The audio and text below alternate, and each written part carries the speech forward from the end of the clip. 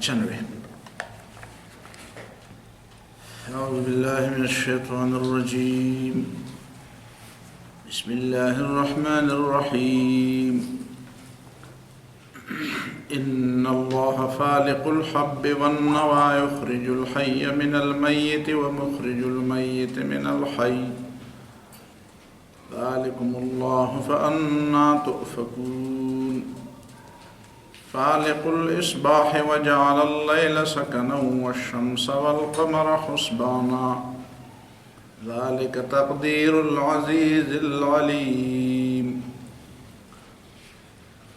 وهو الذي جعل لكم النجوم لتهتدوا بها في ظلمات البر والبحر قد فصلنا الآيات لقوم يعلمون۔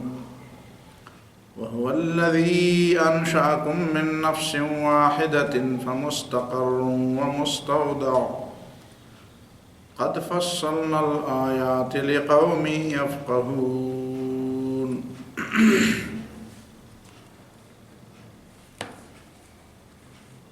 گزشتہ آیات میں نبوت کے دلائل ذکر کیے گئے تھے اور رسول اللہ صلی اللہ علیہ وسلم کی رسالت اور قرآن کی حقانیت پر زبردست دلائل دیے گئے تھے۔ ان میں سے کچھ دلائل تو قرآن مجید کی اندرونی شہادتیں تھیں کہ قرآن مجید کے مضامین اور اندرونی شہادتیں یہ گواہی دے رہی ہیں کہ یہ قرآن اللہ کی طرف سے ہے اور محمد صلی اللہ علیہ وسلم سچے رسول ہیں۔ اور کچھ چیزیں خارجی شہادتیں تھیں۔ خارجی شہادتوں میں رسول اللہ صلی اللہ علیہ وسلم کی سیرت اور صحابہ کرام کی زندگی۔ ظاہر ہے صحابہ کرام کی زندگیوں میں جو تبدیلی آئی، یہ تبدیلی ویسے تو نہیں آتی، بالکل گویا کہ ایک جانب سے رخ کر کے دوسری جانب، ایک جانب سے رخ موڑ کر دوسری جانب رخ کرنا، یا تو بالکل سفر مشرق کی طرف جاری ہو اور یا اچانک بالکل ایک مکمل تبدیلی آ کر ایک مکمل طور پر ذہن اور فکر اور ساری چیزیں تبدیل ہو کر سفر کا رخ بالکل مغرب کی طرف ہو جائے۔ تو صحابہ کرام کی زندگی اور ان کی زندگی میں جو مثبت اثرات اس قرآن کی وجہ سے تھے، ان چیزوں کو وحی کی دلیل قرار دیا گیا۔ اس کے بعد بھی نہ سمجھنے والوں کو تنبیہ کی گئی، اور اس تنبیہ میں آخرت کا ذکر، اس لیے کہ دنیا کا عذاب ضروری نہیں ہے کہ ہمیشہ ظالم قوموں پر مسلط ہو۔ کبھی اللہ تعالیٰ قوموں کو ڈھیل دیتا ہے، اور وہ ڈھیل کبھی بہت لمبی بھی ہو جاتی ہے، اور اس کی لمبائی میں جو راز اور جو حکمت پوشیدہ ہوتی ہے وہ یہ نہیں کہ اللہ تعالیٰ اپنے سنت اور اپنے فیصلے اور اپنی سنت کو تبدیل کر چکا ہے۔ اللہ تعالیٰ اپنی سنت کو نہیں تبدیل کر چکا، لیکن انما نملی لہم لیزدادوا اثما، بہت زیادہ مہلت، شاید بہت زیادہ گناہ کمانے کے لیے دی جاتی ہے، تاکہ ان پر عذاب کا کوڑا ایسی حالت میں برسے کہ ان کے لیے بہانہ، ان کے کوئی عذر، ان کا کوئی بہانہ خود ان کے نزدیک بھی قابل قبول نہ ہو۔ اور پھر قرآن نے جو منظر کشی کی ہے، وَلَقَدْ جِئْتُمُونَا فُرَادًا، بالکل آپ آنکھیں بند کر کے قیامت کے منظر کو ذہن میں لائیں کہ ہر شخص اپنے انفرادی حالت میں اللہ کے سامنے کھڑا ہے۔ لوگ تو سارے کھڑے ہیں، لیکن ہر شخص اپنی ہر شخص کو اپنی جان کے لالے پڑے، ہر شخص اپنے ہی پسینے میں ڈوبا ہوا ہے، ہر شخص کے پاس اپنا ہی غم ہے، وہ کسی اور کے غم سے بالکل بے پرواہ ہے۔ یوم یفر المرء من اخیہ وامہ وابیہ وصاحبتہ وبنیہ، ہر شخص اپنے باپ سے بھی بھاگتا ہے، ماں سے بھی بھاگتا ہے، بھائی سے بھی بھاگتا ہے، بچے سے بھی بھاگتا ہے، بیوی سے بھی بھاگتا ہے، بیوی خاوند سے بھاگتی ہے، دوست دوست سے بھاگتا ہے، جاننے والا جاننے والے سے۔ یبصرونہم، ایک دوسرے کو دیکھتے ہیں، پہچانتے بھی ہیں اور دیکھتے بھی ہیں، لیکن کسی کو اپنے علاوہ کسی کی فکر نہیں ہے. کہتے ہیں کہ میرا کیا ہوگا، نفسی نفسی، مجھے ہی بچنا چاہیے. اور یود المجرم لو یفتدی من عذاب یومئذ ببنیہ، ہر مجرم اس وقت یہ تمنا کرے گا کہ شاید میرے سارے بیٹوں کو، میری اولاد کو، میرے باپ بھائیوں کو، میرے سارے قبیلے کو، اور جو دنیا میں جتنے لوگ ہیں سب کو گرفتار کیا جائے، سب کو جہنم میں ڈالا جائے، مجھے اکیلے، بس مجھے ہی بچائے. یہ صورت دنیا میں کبھی اس طرح نہیں ہوتی. دنیا میں تو اس طرح صورت ہوتی ہے کہ ایک باپ اپنے بیٹے کے بارے میں کہتے ہیں مجھے پکڑا جائے لیکن میرے اس بیٹے کو چھوڑ دیا جائے. کبھی بھائی بھائی کے بارے میں کہتا ہے یار مجھے گرفتار کیا جائے، سزا مجھے دی جائے. لیکن وہیں پہ اس طرح صورت نہیں ہوگی. ایسی صورت کہ سب لوگوں کو گرفتار کیا جائے، بس صرف مجھے ہی چھوڑا جائے، سب لوگ سزا میں پکڑے جائے، مجھے چھوڑا جائے. اور پھر اللہ رب العالمین ان کو بتایا گا لقد جئتمونا فرادا، تم تو اکیلے آ گئے ہو میرے پاس، اور تمہارا تو بہت بڑا گروہ تھا، تمہارے تو بڑے لوگ تھے، تمہارے تو نوکر چاکر بھی تھے، تمہارے تو خادم اور تمہارے تو فالوور بھی تھے، اور تمہارے تو مداح بھی تھے. اس زمانے میں لوگوں کے مداح ہوا کرتے ہیں، مداح، اور کہتے ہیں کہ ان کے یہ خود سٹارز ہیں اور ان کے نام لیوا ہے اور ان کے گرد گھومنے والے ہیں اور ان کے نام لینے والے ہیں اور ان پر جان دینے والے ہیں اور والہانہ استقبال کرنے والے. یہ والہانہ کے لفظ پر آپ نے کبھی سوچا ہے؟ والہانہ، والہ عربی میں پاگل پن کو کہتے ہیں، سمجھ میں آتی ہے؟ والہانہ بالکل پاگلوں کی طرح جان دینے کے لیے حاضر ہوتے ہیں، ناچتے ہیں، ناچتے ہیں، نعرے لگاتے ہوئے، ناچتے ہوئے، دیوانہ وار. اردو میں بھی یہ لفظ آتا ہے. والہانہ کے لفظ اگر کوئی نہیں سمجھتا کہتے ہیں دیوانہ وار عمر آئے لوگ، دیوانہ وار پاگلوں کی طرح. کہاں گئے؟ وَلَقَدْ جِئْتُمُونَا فُرَادًا، تم تو اکیلے اور تمہارے وہ دیوانہ وار، تم پر جان نچھاور کرنے والے اور تمہارا والہانہ استقبال کرنے والے کدھر ہیں؟ فرادا، اکیلے آ گئے ہو. کما خلقناکم اول مرہ وترکتم ما خولناکم وراء ظہورکم، ہم نے تو بہت چیزیں تمہیں دی تھی، گھر تھے، مکان تھے، اسباب، زندگی کے اسباب، آرام اور سہولت کے اسباب، مال اور دولت، حشم و خدم، سہولیات، یہ ساری چیزیں. ترکتم ما خولناکم وراء ظہورکم، سب کچھ چھوڑ چھاڑ کے آ گئے.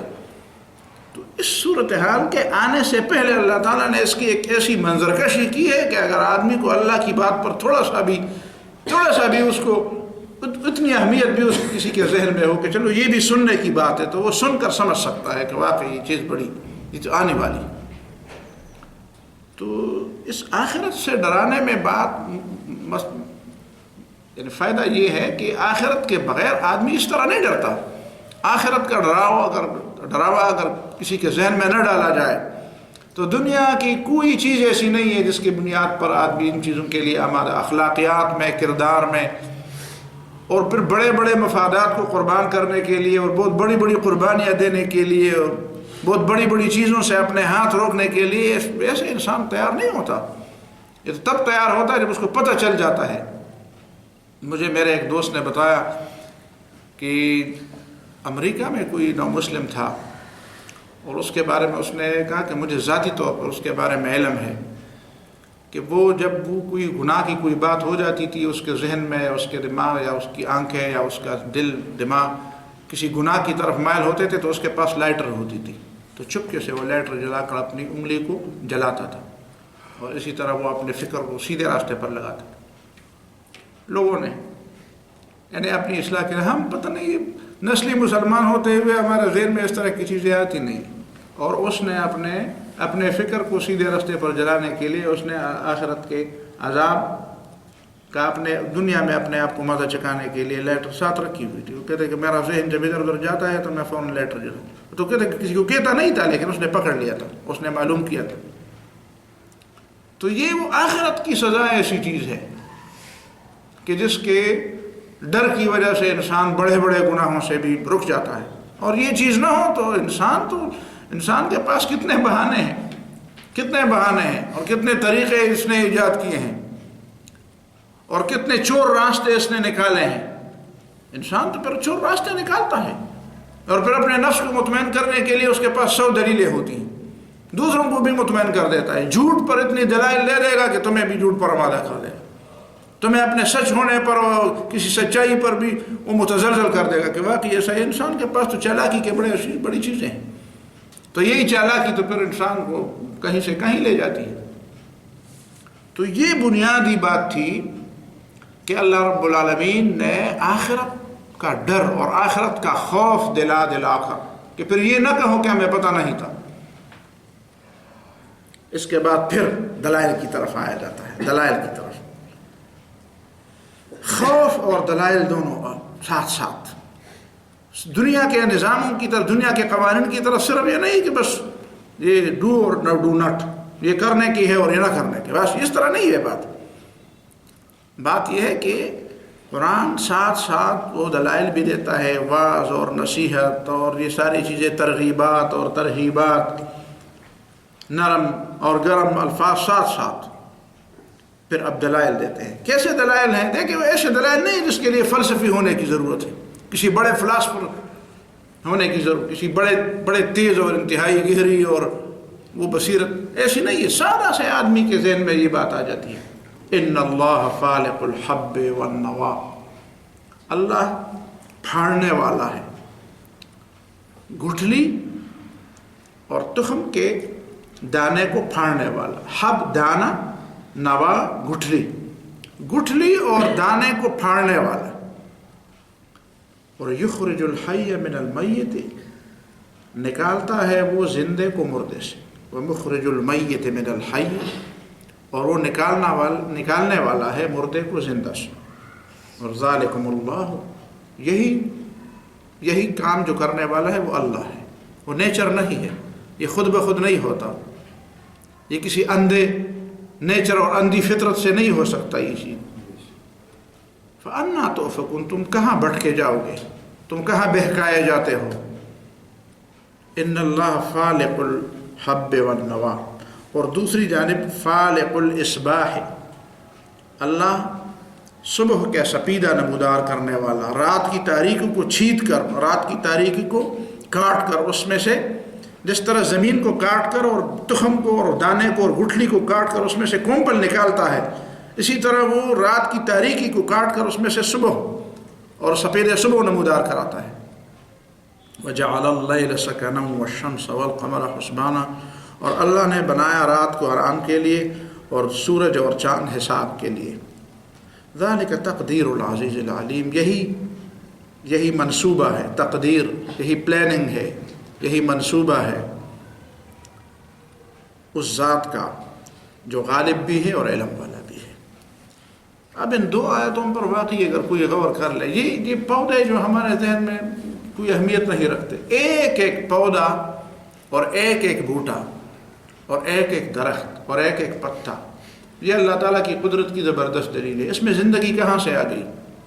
وہ کون سی چیز ہے جس نے ایک پودے کو دوسرے پودے سے الگ کر کے ہمیں پہچان دی کہ یہ ہم کہتے ہیں یہ کسی چیز کا پودا ہے اور یہ کس چیز کا پودا ہے، یہ پتا کس چیز کا ہے اور یہ پتا کس چیز، یہ بوٹا اور یہ پودا کس چیز کا ہے اور یہ کس چیز کا ہے۔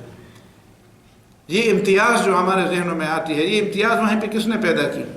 ان میں کتنی تبدیلیاں مسلسل ہوتی جاتی ہیں، کتنی تبدیلیوں سے گزر کر، اور اب جب ہم اس کو دیکھ رہے ہوتے ہیں اور ہمیں نظر آتا ہے کہ وہ ساکن ہے، عین اسی وقت اس میں کتنی تبدیلیاں ہوتی ہیں، اس میں کیا چیزیں تبدیل ہوتی ہیں، کیا گروتھ، اور یہ پھر پیدا کس طرح ہوتا ہے۔ ایک بے جان گٹھلی تھی، ایک بے جان دانا تھا، اور کبھی کبھی تو وہ سالہا سال زمین کے اندر پڑا ہوا ہوتا ہے۔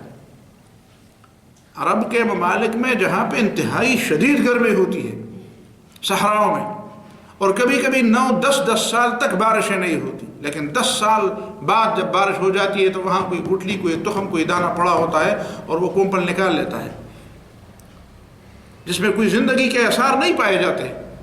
سوال نہیں پیدا ہوتا کہ 8-9-10 سال اتنی گرمی برداشت کر کے وہاں پہ کوئی چیز زندہ رہ سکتی ہے، لیکن جب بارش ہو جاتی ہے وہاں پہ کونپل نکل آتے ہیں، وہ تخم وہیں پہ پڑے ہوتے ہیں۔ ایسی مردہ چیزوں میں جان ڈالنا اور اس میں سے بالکل اسی طرح کا پودا نکالنا جس چیز کا وہ تخم تھا، جس چیز کا وہ دانہ تھا، یہ اللہ تعالیٰ ہی کا کمال ہے۔ فالق الاصباح، فلق اور فرق پھاڑنے کو، توڑ کر ایک چیز کو، کسی چیز کو توڑ کر اور اس کو پھاڑ کر اس سے ایک چیز نکالنا. اب ان دونوں چیزوں کو ان اللہ فالق الحب والنوا. کچھ چیزیں تو ایسی ہیں جو ہم زمین میں ڈالتے ہیں، دانے ہم زمین میں ڈالتے ہیں. کچھ چیزیں ایسی ہیں جو اللہ تعالیٰ کی اپنی قدرت سے وہ زمین میں آتی جاتی ہے، پودے بنتے ہیں اور پھر اس سے جڑتے ہیں پتے اور تخم جڑتے ہیں اور پھر وہ اپنے وقت پر زمین سے اگتے ہیں. صرف یہ ہمارا کام اگر ہم یہ کہیں کہ یہ جو ہم نے دانے ڈالے تھے تو ہم نے تو دانے ڈالے تھے نا، ہم نے اور کیا کیا تھا؟ کیا ہم نے اس کی کومپل نکالی؟ کیا ہم نے اس کی گروتھ میں، اس کی نشو و نما میں کوئی حصہ ڈالا تھا؟ پھر یہ ہمیں نہیں معلوم کہ ان چیزوں میں کن کن چیزوں نے کیا کیا حصہ ڈالا. اسی لیے قرآن نے جو ترتیب بتائی فالق الاصباح، صبح ہوتی ہے شام ہوتی ہے، سورج نکلتا ہے چاند نکلتا ہے، تارے نکلتے ہیں. اب ان چاند اور تاروں کا نکلنا اور صبح اور شام کا آنا جانا، اس کا بھی ان کومپلوں کے سے اس کی جو کومپلیں نکلتی ہیں دانے سے، اس میں ایک کردار ہے اس کا، لیکن ہمیں اس کا نہیں معلوم. قرآن نے اس کی طرف اشارہ ہے، ترتیب میں اس کی طرف اشارہ کیا ہے کہ بظاہر تو ہمیں یہ نظر آتا ہے کہ بس صبح ہوتی ہے شام ہوتی ہے، دھوپ نکلتی ہے اور سورج، دن آتا ہے رات آتی ہے. لیکن قرآن کی اس ترتیب سے پتہ چل جاتا ہے کہ ان دونوں چیزوں کے لیے فالق کا لفظ استعمال کیا. اس کا فالق بھی اللہ، اس کا فالق بھی اللہ، اس کا خالق اور مالک بھی اللہ، اس کا بھی خالق اور مالک اللہ. اور یہ دونوں چیزیں ایک ترتیب کے ساتھ رکھی گئی ہیں. تو اس کے ترتیب کا معنی یہ ہے کہ ان دونوں کا آپس میں گہرا تعلق ہے. آج کل لوگوں کو پتہ چلا کہ موسموں کے اثرات کیا ہیں اور دن کے کیا اثرات، اور آج بھی سب لوگوں کو پورا پتہ پھر بھی نہیں، پورا پتہ انسان کو پھر بھی نہیں ہے. بس اتنا پتہ چل جاتا ہے کہ نہیں موسموں کے اثرات کا ان چیزوں میں کوئی دخل ہے. لیکن قرآن نے کب کہا تھا فالق الحب والنوا اور یخرج الحی من المیت، بے جان مادوں سے جاندار چیزوں کا اور جاندار انسانوں سے بے جان مادوں کا اخراج. یہ تخم اور یہ ذرات، پوری انسانی دنیا، سائنس کی دنیا آج تک اس بات کو حل نہیں کر سکی کہ زندگی کی ابتدا کیا، یہ زندگی ہے کیا چیز اور یہ آئی کہاں سے، کیسے پیدا ہوئی زندگی.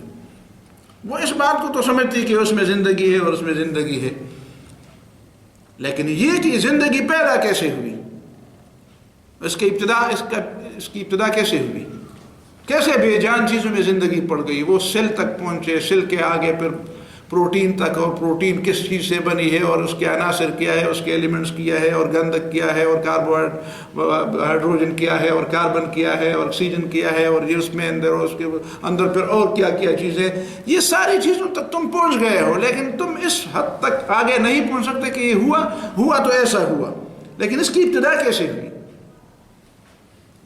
یہ ہے زندگی اور موت، حرکت اور سکون. اس کا آپس میں جو تعلق ہے اور اس کے آپس میں جو اختلاف ہے، ایک الگ چیز ہے، دوسری الگ چیز ہے، اور ایک سے دوسرے کو پیدا کرنا اور دوسرے سے ایک پہلے والی چیز کو پیدا کرنا، یہ وہ راز ہے جو اللہ کے علاوہ کوئی نہیں جانتا. اور انسان ابھی تک اس راز کو پانے میں ناکام ہے. وہ زیادہ سے زیادہ کچھ چیزوں کو معلوم کر سکتا ہے کہ اچھا اس طرح ہے، تو اچھا اس طرح ہے تو آج تمہیں پتہ چلا، اور پتہ نہیں ابھی اس کے بعد بھی کئی چیزیں ابھی تک تمہارے لیے اننون ہیں، کئی چیزیں ابھی تک تمہارے لیے نامعلوم ہیں. تو یہ دعویٰ پر کیسے کر سکتے ہو کہ پھر یہ کہ اللہ رب العالمین نے یہ دعویٰ کیا کہ میں نے کیا ہے؟ پھر ہے کوئی اس کائنات کے اندر جس نے یہ دعویٰ کیا ہو کہ میں نے کیا ہے؟ اب اگر دو دعوے والے ہوتے، ایک نے بھی دعویٰ کیا ہوتا کہ یہ میں نے کیا ہے، تو پھر تو لوگوں کو کوئی خلجان، کوئی مشکل، کوئی تکلیف پیش آتی کہ یار اس کی مانے کہ اس کی مانے. لیکن جب صرف ایک واحد رب العالمین ہے جو کہتے ہیں کہ یہ زندگی اور یہ موت میرے اختیار میں ہے، یہ میں کرتا ہوں، یہ میں نے پیدا کیا، زندگی میں نے پیدا کی، بے جان چیزوں میں جان میں نے ڈال دی، اور بے جان مادوں سے جاندار چیزیں میں نے پیدا کی. تو یہ ایک دعویٰ ہے جو اللہ رب العالمین کا دعویٰ ہے. تو اب یہ کون سی عقل کی بات ہے کہ اللہ رب العالمین بہا کہ میں نے کیا ہے، اور پھر کوئی انسان کہتا ہے نہیں پتہ نہیں یہ کسی اور نے کیا ہوگا، اور یہ خود بخود کیا ہوگا. خود بخود ہونا تو بالکل بے وقوفی کی بات ہے، وہ تو بے وقوفی کی انتہا ہے.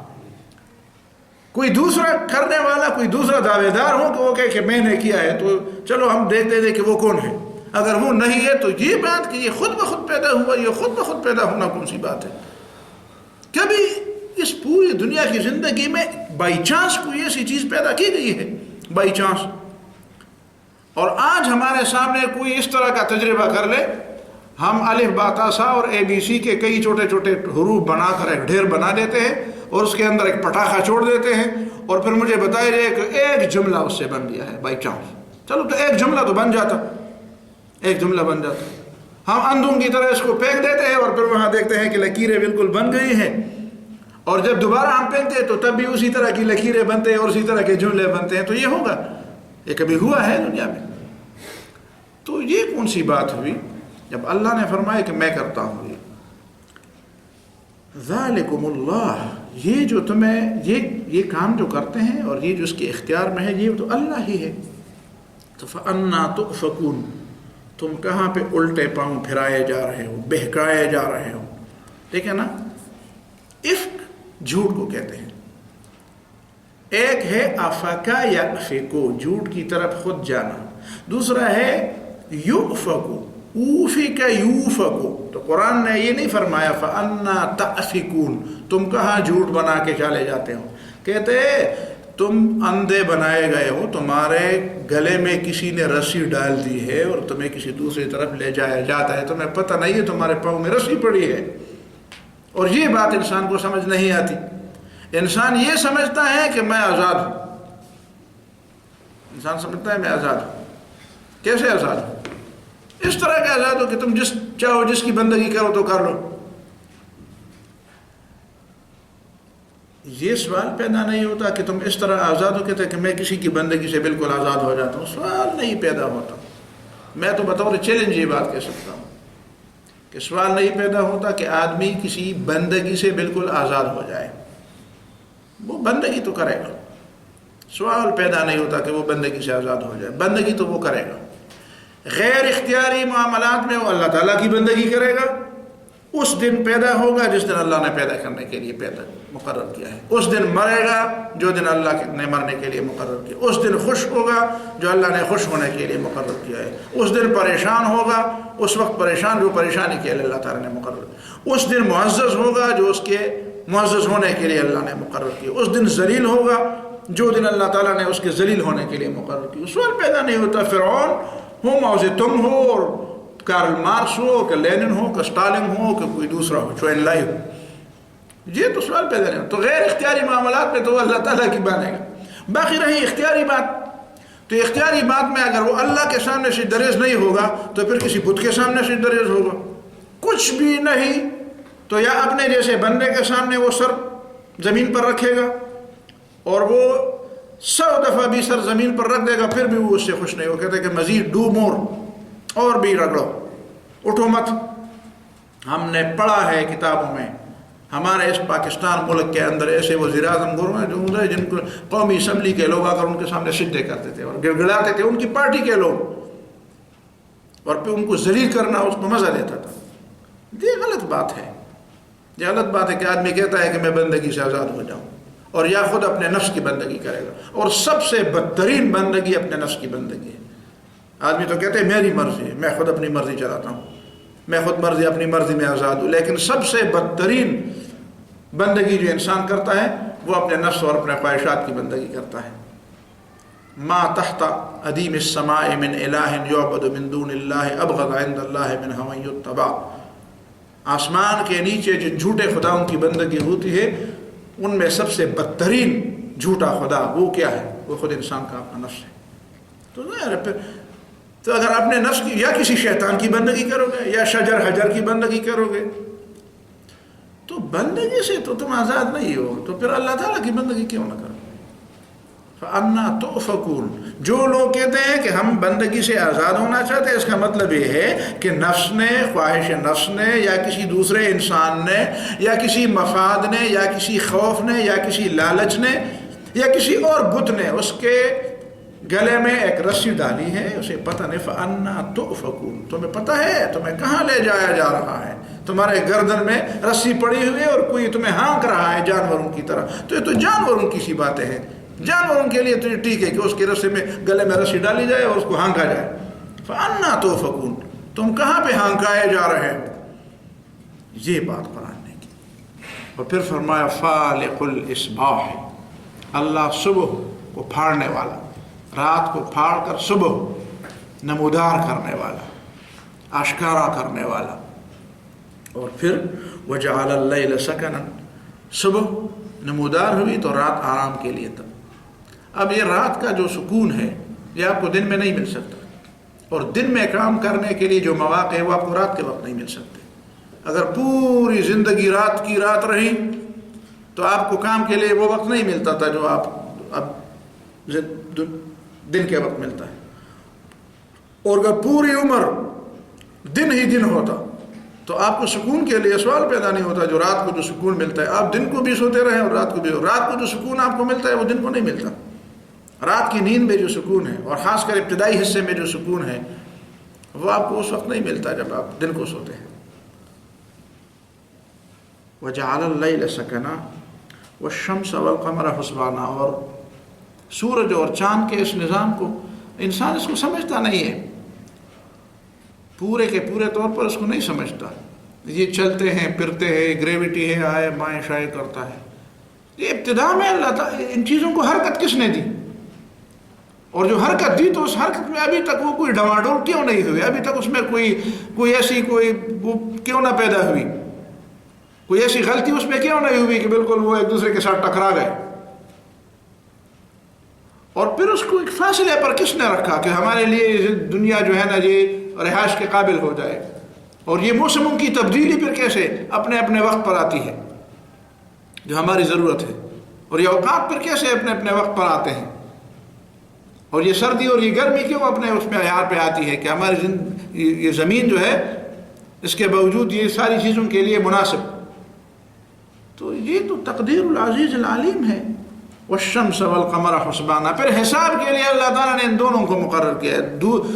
سورج کو بھی حساب کے لیے مقرر کیا اور چاند کو بھی حساب کے لیے مقرر کیا.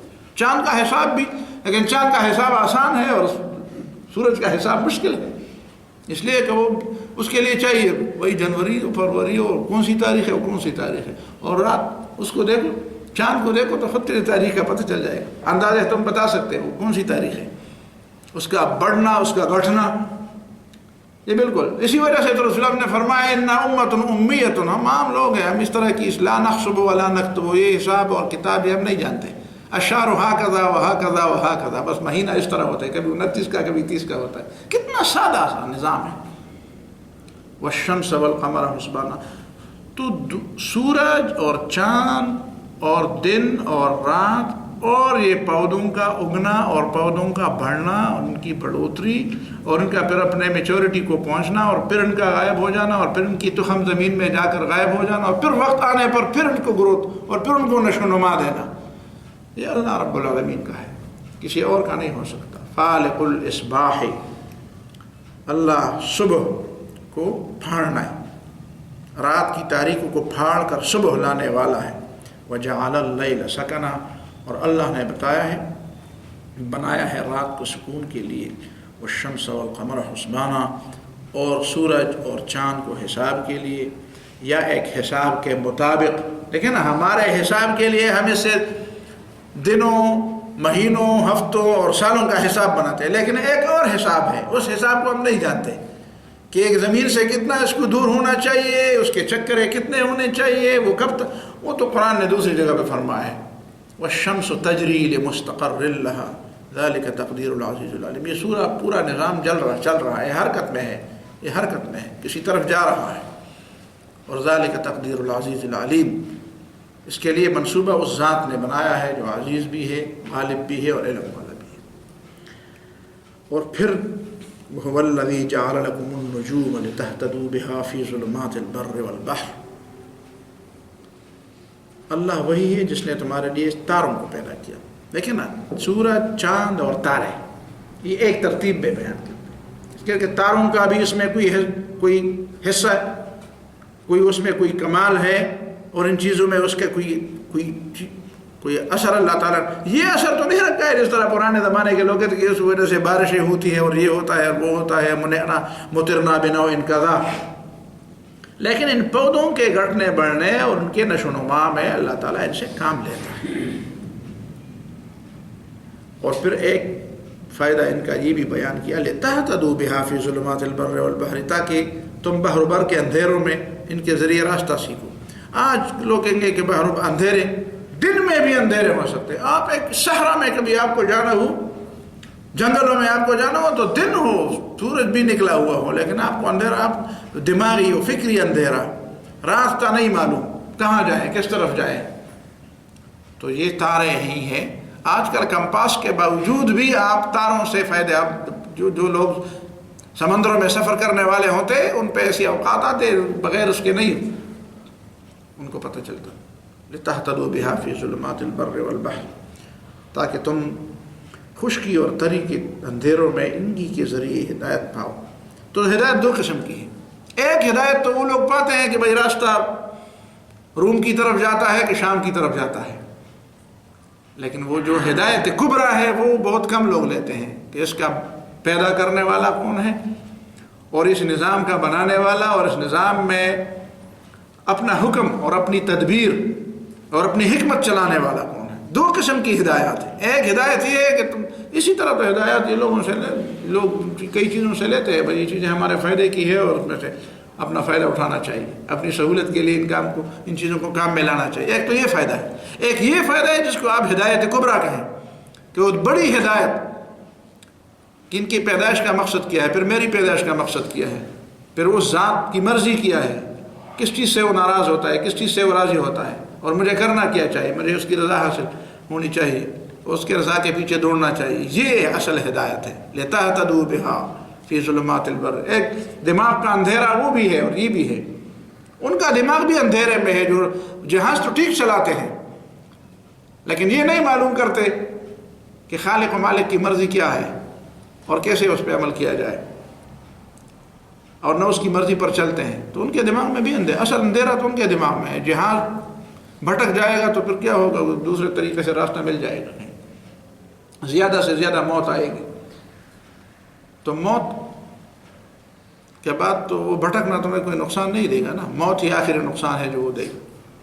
لیکن جو گمراہی اس دماغی اور دل کے اندھیرے سے جو گمراہی پھیلتی ہے اور جو گمراہی پیدا ہوتی ہے, اس گمراہی کا علاج پھر کیا ہے؟ وہ تو موت کے بعد بھی, اصل نقصان تو اس کا موت کے بعد ہے. قد فصلنا الآیات لقوم یعلمون. یقیناً ہم نے تفصیل کے ساتھ اپنی نشانیاں بیان کی ہیں ان لوگوں کے لیے جو علم رکھتے ہیں. یہ کائنات میں کھلی آیات ان لوگوں کے لیے جو علم رکھتے ہیں. تو آج کل کے لوگ کہتے ہیں کہ ہاں علم رکھنے سے مراد سائنس کا علم ہے, جغرافیے کا علم ہے. تو یہ بھی علم ہے, ٹھیک ہے, اس سے آپ دنیا کے فائدے لے لیں, لیکن ایک علم وہ دوسرا ہے کہ تمہیں اس کے بارے میں یہ پتہ چلے کہ پھر اس کائنات کی ابتدا کیا ہے اور اس کی انتہا کیا ہے, کس نے پیدا کی ہے اور مجھے کس نے یہ پیدا کیا. تو یہ ہے یعلمون. دونوں قسم کا علم مراد ہے. وَهُوَ الَّذِي أَنشَأَكُم مِّن نَّفْسٍ وَاحِدَةٍ فَمُسْتَقَرٌّ وَمُسْتَوْدَعٌ. اس کا تعلق پھر آخری آیات سے بھی ہے اور پہلی والی سے بھی ہے انشاءاللہ بعد میں. صلی اللہ علیہ وسلم.